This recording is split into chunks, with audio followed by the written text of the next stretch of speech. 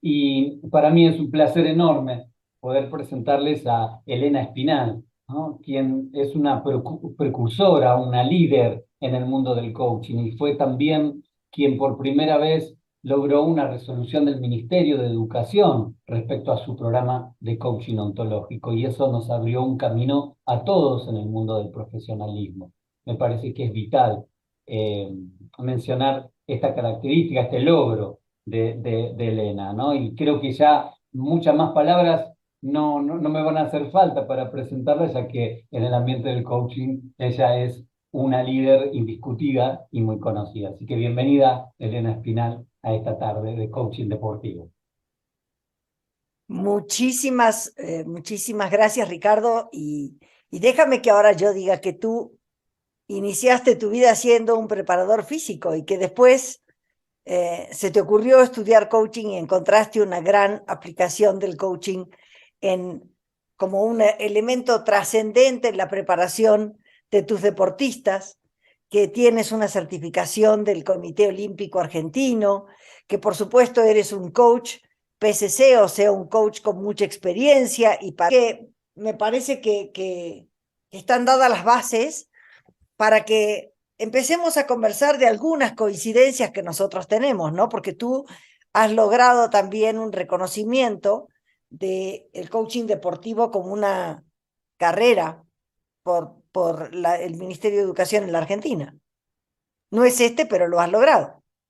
Sí, y me pone muy feliz eso. Y en ese punto creo que coincidimos porque abrimos los caminos de esa forma, ¿no? Para profesionalizar cada vez más, ¿no? Tanto vos en el coaching ontológico como yo en el coaching deportivo.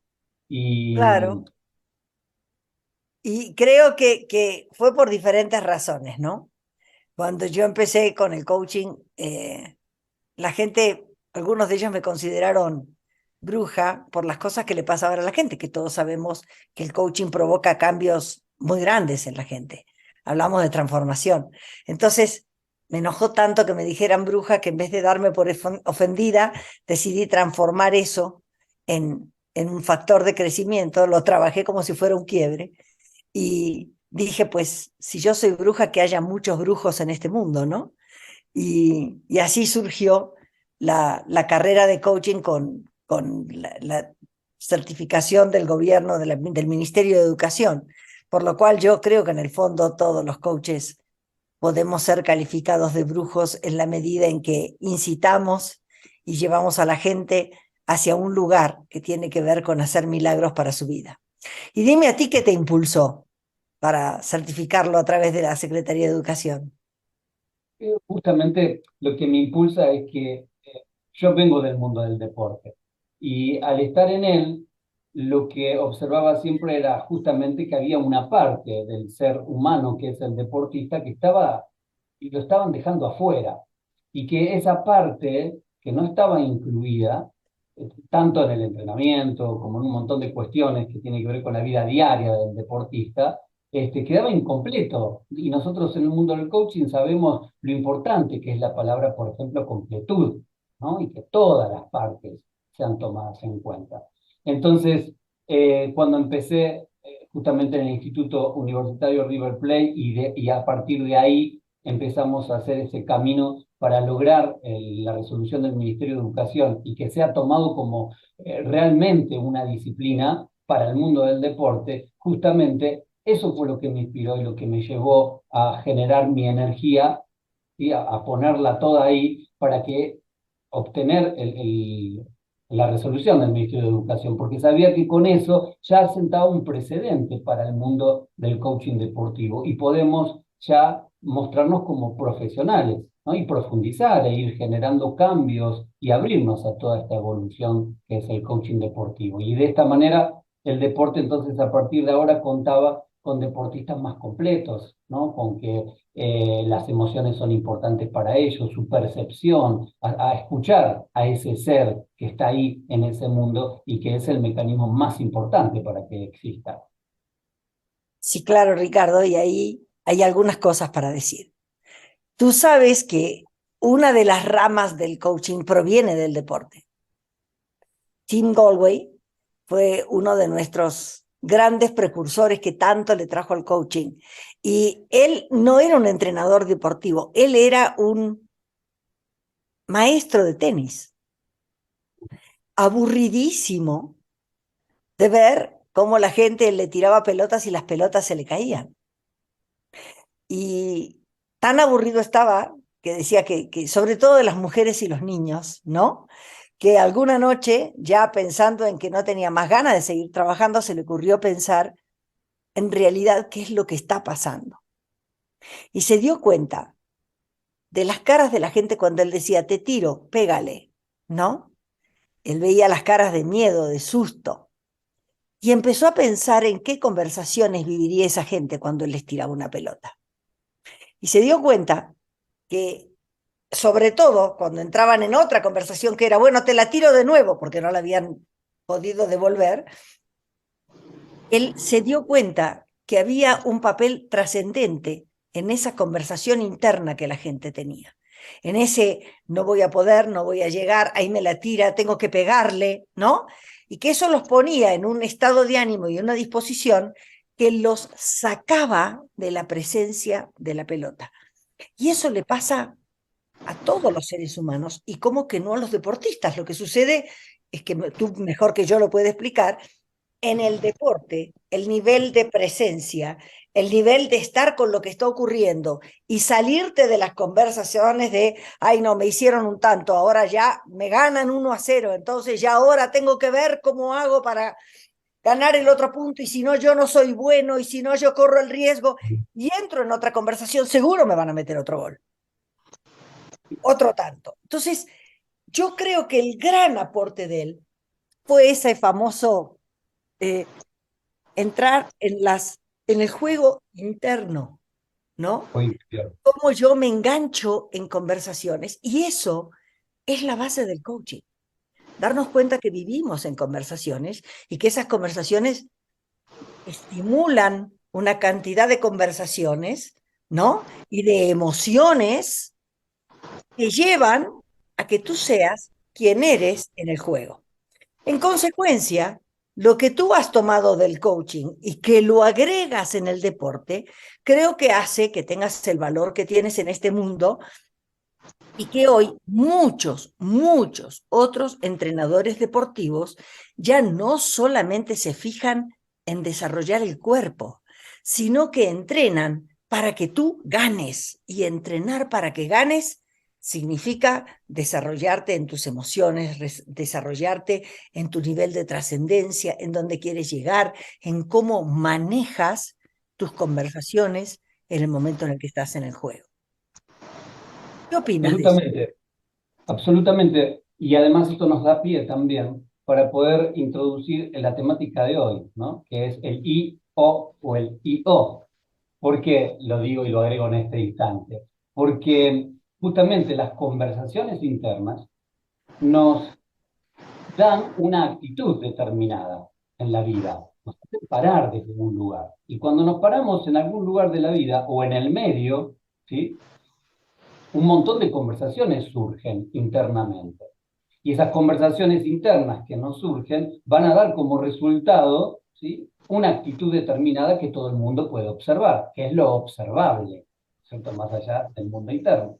Entonces, cuando nosotros estamos en la vida y de repente, por ejemplo, lo voy a llevar al deporte, ¿no? Un deportista está en el medio de su equipo, ¿sí? En medio de una competencia y tiene claro que va a ser que va a ser el titular, ¿sí? Bueno, tiene una actitud.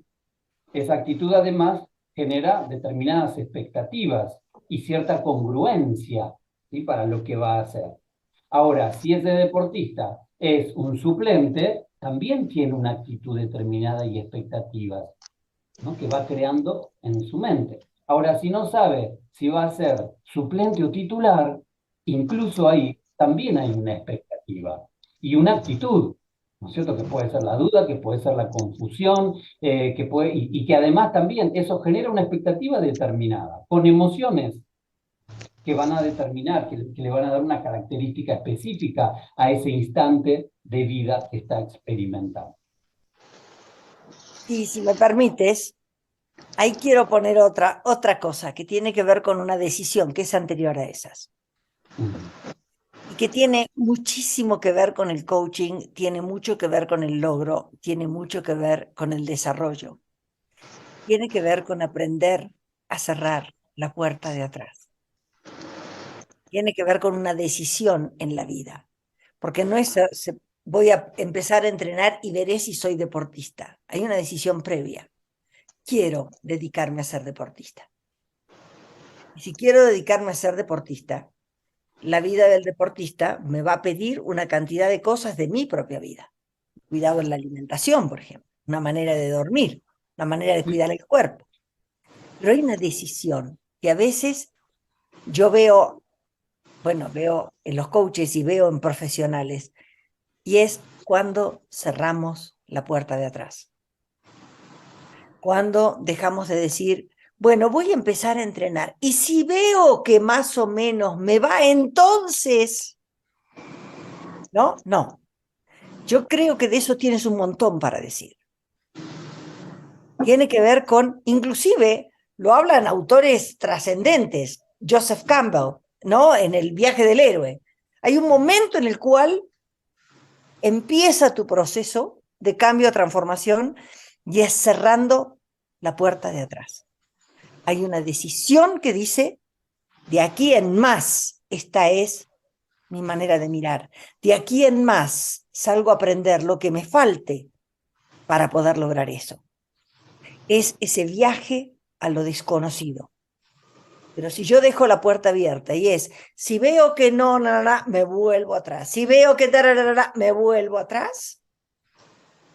Si bien nadie me puede garantizar llegar a un lugar que ni siquiera conozco, por lo cual no puedo decir cómo es, tampoco voy a poder llegar al lugar que yo podría llegar, porque me quedo en lo conocido. Por lo cual, la primera invitación es cómo me relaciono con lo que deseo o sueño. Estoy dispuesta a ir por eso. Y si estoy dispuesta a ir por eso, estoy dispuesta a cerrar la puerta de atrás. Ricardo, ¿quieres decir algo de eso? Sí, agregar a todo lo que estás diciendo, ¿no es cierto? Como para agregar algo, sí, traer la palabra dirección, ¿no es cierto? Porque cuando uno decide, esa decisión nos hace tener una dirección en la vida y ahí todo es congruente. Como cuando decimos, bueno, yo soy coach, mire, voy a poner el ejemplo que va a ser quizás un poco más fácil, de cuando un director técnico empieza a estudiar y a formarse como coach, ¿cierto? Entonces dice, me confunde mucho, dice, ¿es esto o lo otro? ¿No es cierto? O es, porque yo soy director técnico, pero ¿cómo utilizo esto? Y ahí empieza, ¿sí? Toda una expectativa respecto a él y desde dónde lo hace. Entonces, esto que vos venís trayendo tiene que ver desde dónde nosotros vivimos la vida y hacia dónde la queremos llevar. Ahí hay una dirección, hay una elección que uno tiene que hacer. Exacto. Si bien al principio uno puede decir, ay, me gusta esto y aquello y lo otro también, y me siento que puedo ser bueno en todo, pero ¿dónde vas a accionar? ¿Qué cosa te motiva más? ¿Qué es lo que te genera en tu espíritu, en tu energía de vida, esa llama que te motiva a dar determinadas acciones donde vas a procurarte de una dirección, donde vas a tener una perseverancia, ¿cierto? Porque va a ser Bueno, necesario. Y disciplina. usaste, usaste algunas palabras que creo que son trascendentes. Sabes que la palabra decidir viene del latín, de decidere. Cidere es tijera, es cortar con tijeras. Es cuando yo decido, corto con cualquier otra cosa que no sea esto que yo decidí. Eso puede tener una relación, pero ahora lo vamos a separar, de esto que tú dijiste, de cómo en nuestra vida a veces creemos que si hago esto, no puedo hacer esto, que si soy esto, no puedo hacer esto otro. Entonces empiezo usando el o, ¿no? Por ejemplo, para mi papá, si yo era profesional, no podía hacer nada de arte, porque era o profesional o artista.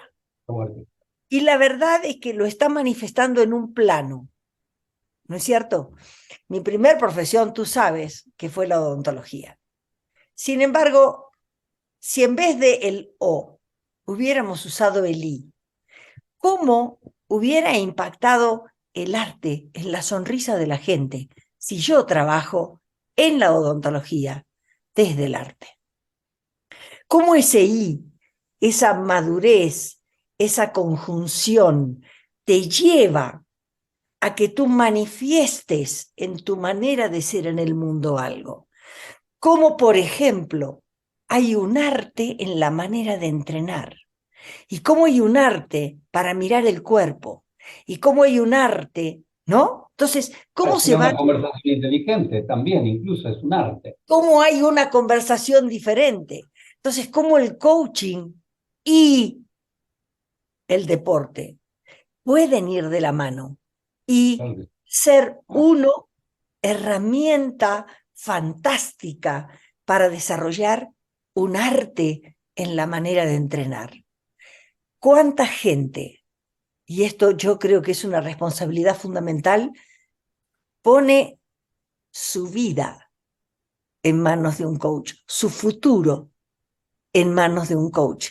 En consecuencia, ¿cuántos, sabiendo que el coaching deportivo o la gente que trabaja en el deporte, los grandes deportistas, tienen una vida deportiva profesional medianamente corta?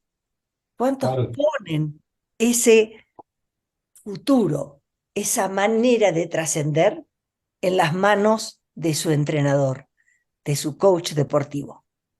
Sí, y lo fundamental que es estar preparados, ¿no es cierto? Y tener las herramientas, el criterio, la ética y la responsabilidad necesaria para entender justamente que uno está trabajando al lado de quien está soñando y que ese que está soñando tiene un sueño para cumplir en su vida.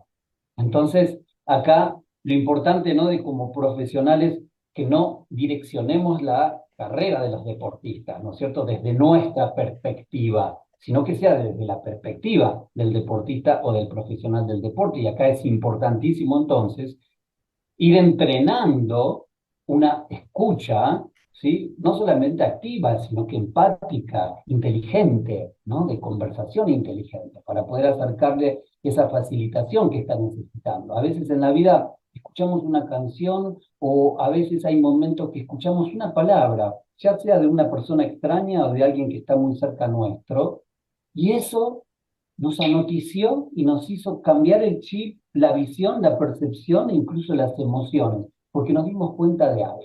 Ahora, ¿fue el mago el otro? No, fue justo la palabra que nosotros necesitamos en ese instante para darnos cuenta. Y yo creo que ese es el rol que tenemos como coaches deportivos o como coaches en general, ¿no es cierto? Es poder entablar una conversación y que el otro sea quien seleccione aquello que le sirve.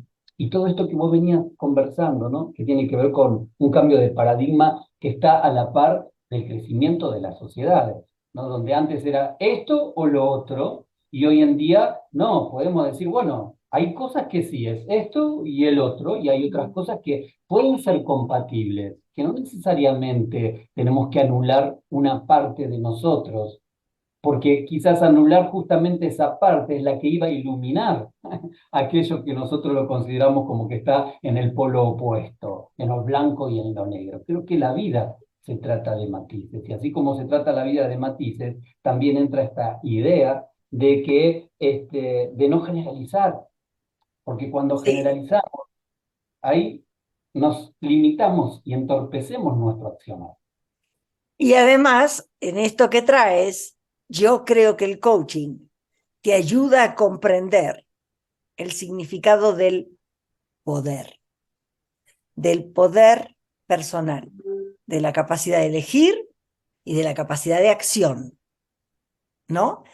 Porque cuando tú eliges, puedes elegir las acciones coherentes con eso. El coach nunca elige por ti.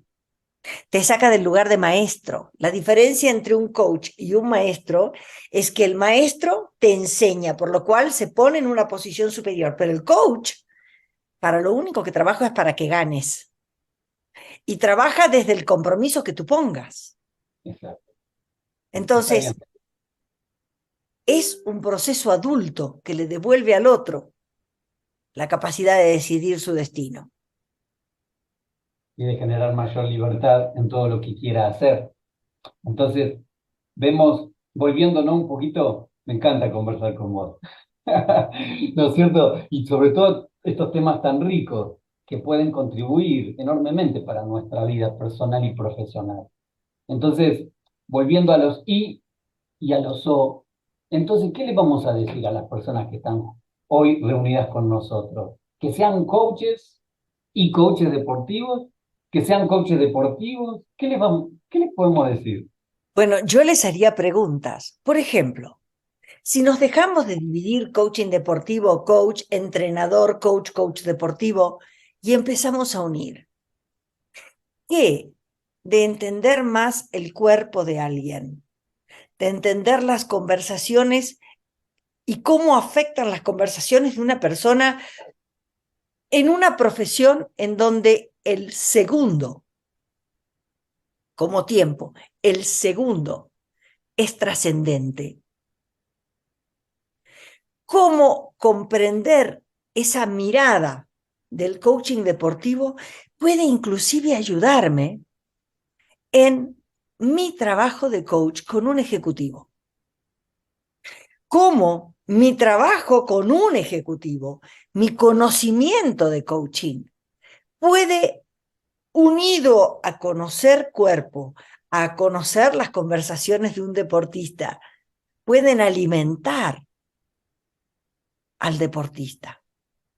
Y entonces empezamos a ver que si bien son especialidades, también ese arte que soy yo como profesional, ese artista que soy como profesional, me permite empezar a ser único. Magia. Te permite ser mágico. Te permite generar la magia que hay en vos. Única, ¿cierto? Entonces, yo creo que justamente es donde uno resuena más.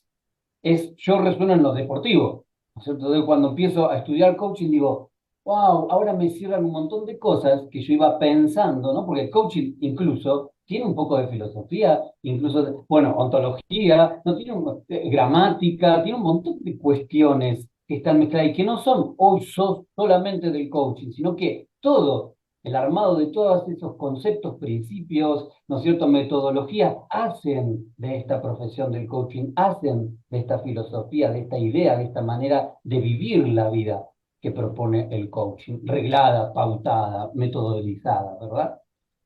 Pero que tiene un poquito de todo lo que nos sucede en la vida. Por eso nos resuena tanto cuando decimos, bueno, el coaching corporal, el coaching ejecutivo, el coaching educativo, el educación, bueno, hay un montón de coaching y de todos podemos nosotros canalizar esa potencia para ponerla en virtud a lo que necesita nuestro, en mi caso, deportista o coachee, ¿no es cierto? Claro, y Entonces, mira, acá Laura Cáceres o Cáceres nos aporta algo que es trascendente. Dice, puede trabajar con equipos de trabajo. Claro.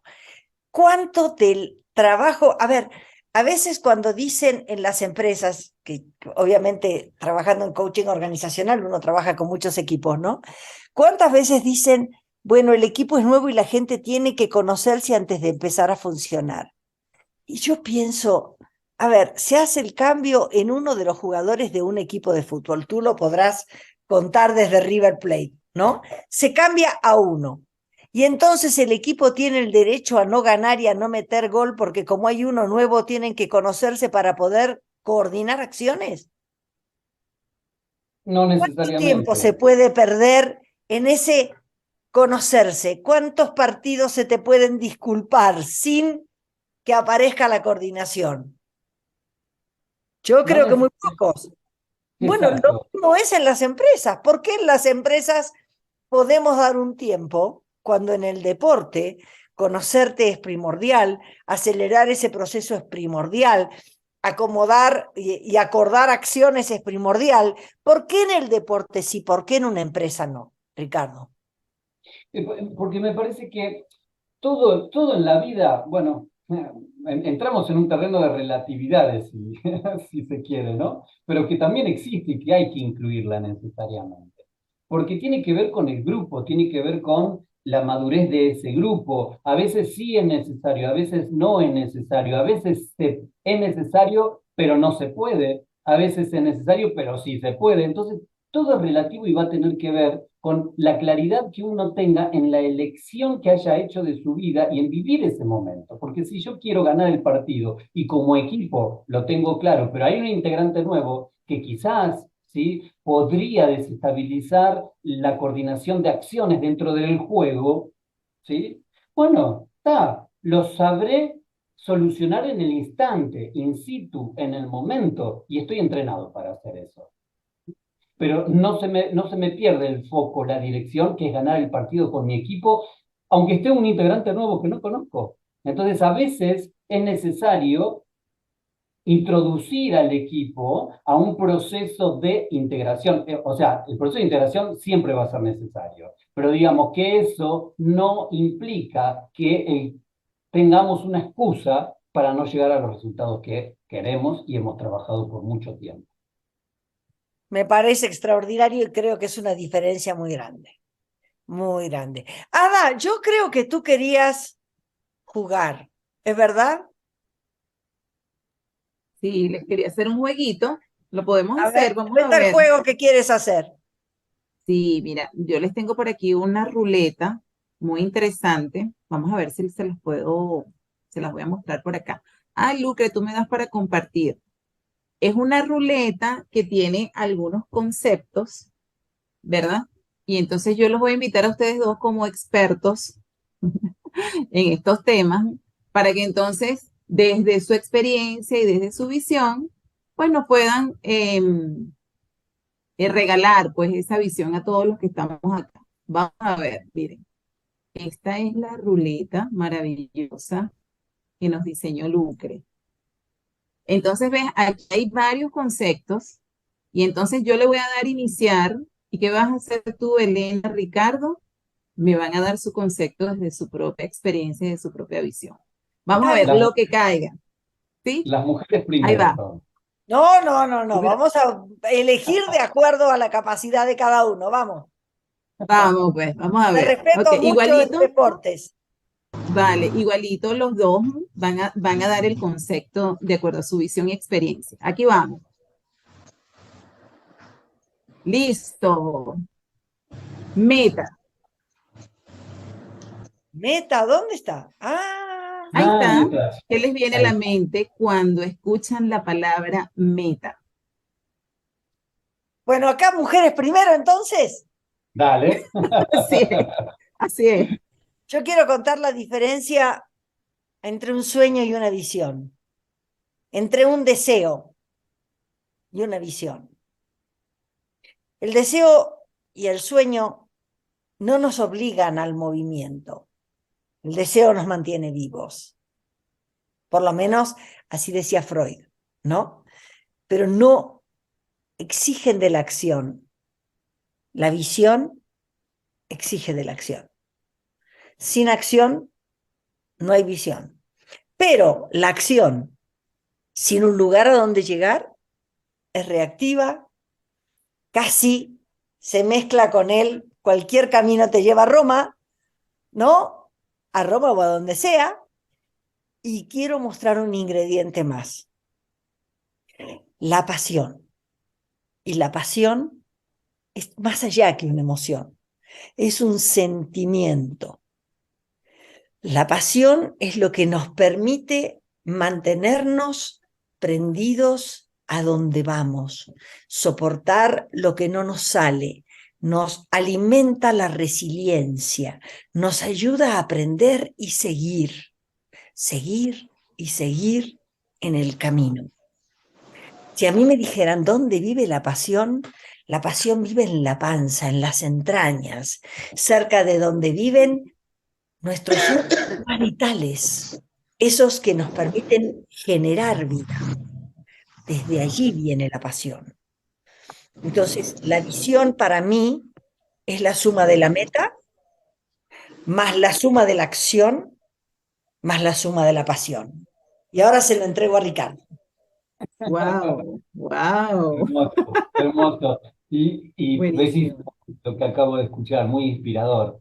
Y además, solo quiero agregar una cosa nomás en todo esto, que la pasión también se entrena. Y se entrena de una manera muy particular, la pasión. Y es justamente conectarse con esta pasión. Y cuando estamos o sea, conectarnos es decir, uno, por ejemplo, para estar vivo en la Tierra, tiene que estar conectado a la vida.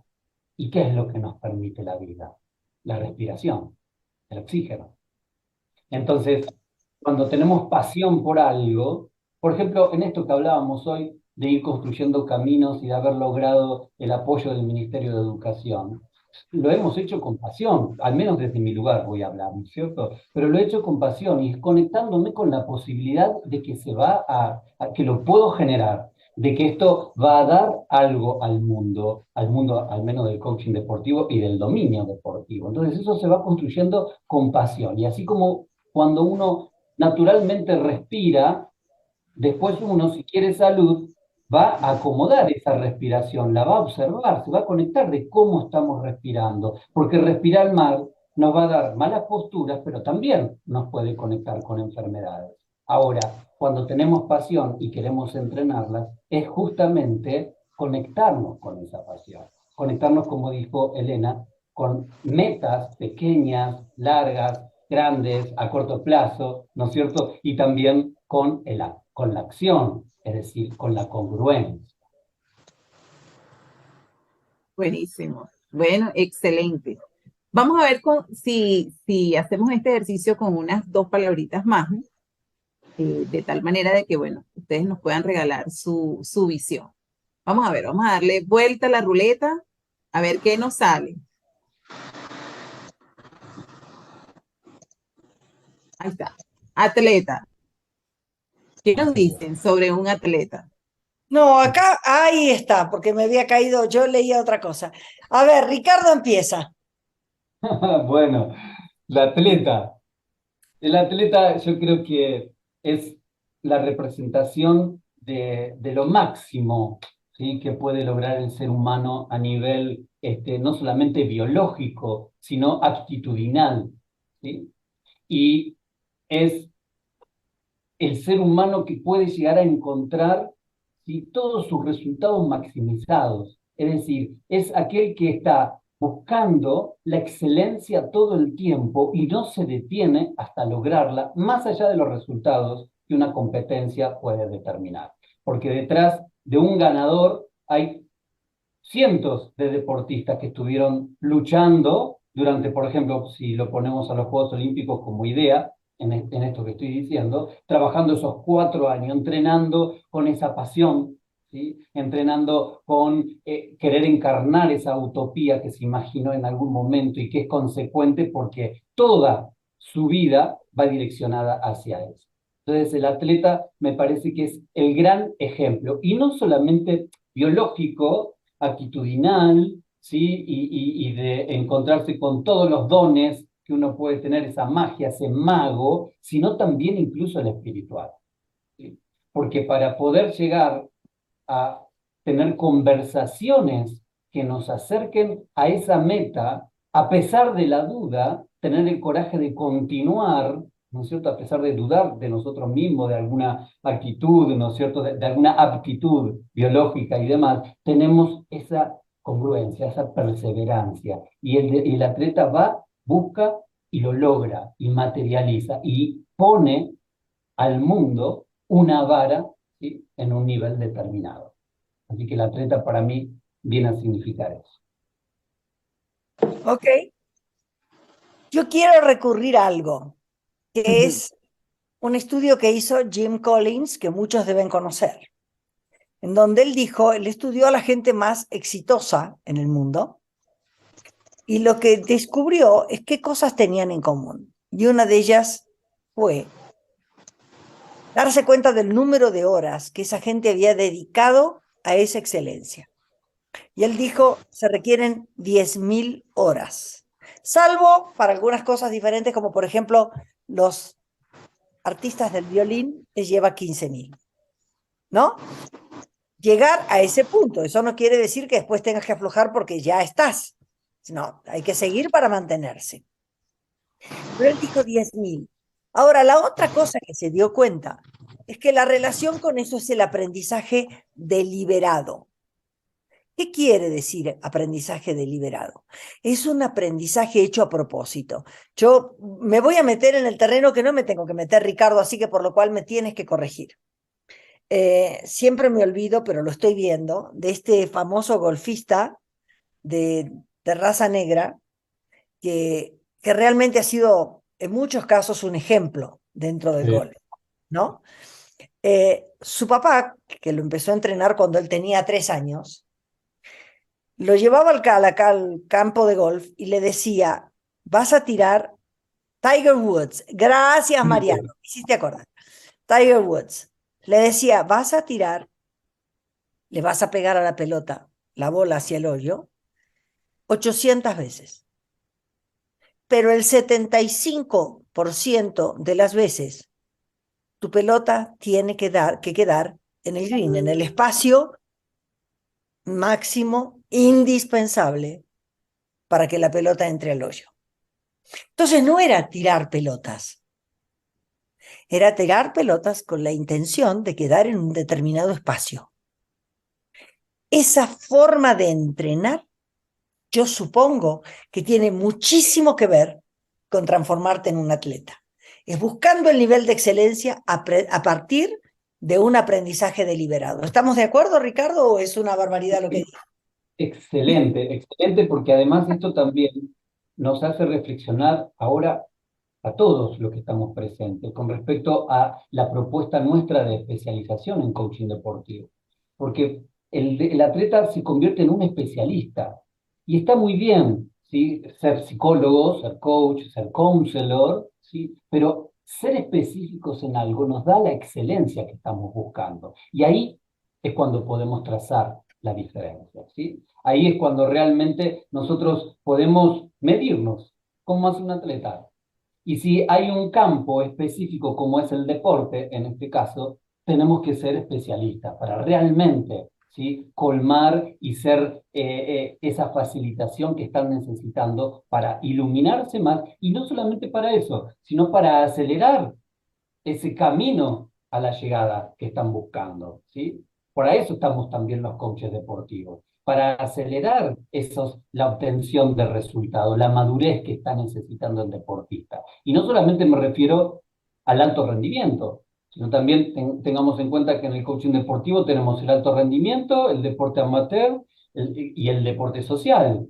Entonces también me refiero a las otras ramas que en algún momento podemos profundizar. Pero me parece excelente esto que decís, porque a veces nosotros podemos, y volvemos al principio además, podemos tener muchas ganas y muchas habilidades para un montón de cosas, pero en algún momento vamos a tener que decidirnos. Y les pasa a muchos deportistas que son buenos para este deporte, para este y el otro, y les gusta y lo sienten con pasión a los 3 deportes o a 2 deportes, pero en algún momento tienen que elegir y tienen que decidirse, porque si no su energía, su pasión, su perseverancia, su congruencia, los actos que están haciendo en la Excelente, vida, buenísimo. dividen, se dividen y se esparcen, pierden esa potencia. Excelente, Ricardo. Elena, miren, saben que todas estas palabritas, Se te cortó la voz, Ada. Sí,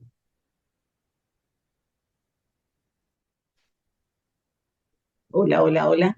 Ah, Ahí les ahí estaba volviste. comentando que todas estas palabritas que incluye la ruleta, de alguna manera las vamos a estar trabajando en la especialidad de coaching deportivo. Y hay dos que son fundamentales, que son tanto Ricardo como Elena las puedan expresar al grupo, que tiene que ver con lo que son las competencias de la ICF y lo que nos trae la Asociación Hispanoamericana de Coaching Deportivo. Entonces, si ustedes dos nos regalan como esas dos distinciones, yo le dejaría a Elena lo que tiene que ver con las competencias de la ICF para que se las regale al grupo, y a ti, Ricardo, lo que nos trae la Asociación Hispanoamericana de Coaching Deportivo. Bueno, lo que quiero decir es que como este curso también da unidades educacionales en la ICF, tiene que cumplir con una base, y esa base tiene que ver con las competencias, y las competencias se miden en el hacer, en una manera de hacer en el mundo, de generar cosas en el mundo. Entonces la ICF marcó estas maneras de hacer y de ser, y yo tengo mis diferencias muy guardadas, ¿no? Que tienen que ver con ese ser, y lo llamo sensibilidades. Pero creo que esas maneras de hacer son trascendentes, y que además el reconocimiento que da la ICF a los que ya son coaches es una especie de reconocimiento que le permite trabajar como coach deportivo en cualquier lugar del mundo. Todo lo que es certificación por la ICF es reconocido a nivel mundial. Así que ese es mi aporte sobre las competencias que nosotros traemos y que están aportadas en nuestra especialización en coaching. Buenísimo, Elena. Sí, Gracias por tu aporte, porque además son medulares dentro de lo que es la especialidad en coaching deportivo. Bueno, Ricardo, coméntanos sobre la Asociación Hispanoamericana de Coaching Deportivo. gracias, Ada. Justamente las competencias que nos permiten, ¿no es cierto? Primero, que nos permiten empezar a incursionar en un campo que no conocemos. Por eso estudiamos y queremos, aspiramos a ser coaches en algún momento de nuestra vida. Entonces hay gente que ya ha investigado, que ya nos propone una guía, una brújula, una liana, un orden para que nosotros podamos experimentar nuestro camino, ¿sí?, de profesionales. Porque una cosa es haber estudiado estudiado coaching y tener los conceptos y todo, ¿no? Bien incorporado, pero otra cosa es ponerlo en práctica. Y cuando lo ponemos en práctica, ahí sí empezamos a ser coaches profesionales. Y estas asociaciones o federaciones o confederaciones, ¿qué vienen a aportarnos? Justamente esta guía, ¿sí?, que caminemos por terreno seguro, cuidando no solamente al profesional para que pueda desarrollarse como tal, sino también al coachee, a quien recibe nuestro trabajo. Entonces, la Asociación Hispanoamericana de Coaching Deportivo, les voy a compartir un postulado, por ejemplo, que tenemos en la Asociación Hispanoamericana de Coaching Deportivo, que es, por ejemplo, el cuerpo, ¿sí?, no es un cuerpo dado, sino que es un proceso. Mirar nuestro cuerpo como un proceso. Pero bueno, más allá de este detalle, lo que quiero expresarles que también la Asociación Hispanoamericana de Coaching Deportivo tiene sus postulados, ¿no?, que coinciden en muchas cuestiones con la ICF, con la FICOM, ¿no es cierto?, pero también tiene los propios, y ustedes van a poder ir incorporándolos y van a poder ponerlo en práctica, fusionándolos con la ICF, porque concordamos en un montón de cosas, a lo largo de la formación. Así que es muy importante tener los avales de estas asociaciones, de estas confederaciones y demás. ¿Por qué? Porque aseguran que lo que nosotros hacemos está bajo, ¿sí?, la ética y la responsabilidad y el criterio que ya está aprobado en el mundo con respecto a nuestra profesión. No sé Sí. si Lucre quiere entrar, pero si te parece, Ricardo, creo que es hora de empezar a darles un pequeño descanso. Si quieren, no sé cuánto te parece, 10 minutos para Sí, que... vamos a hacer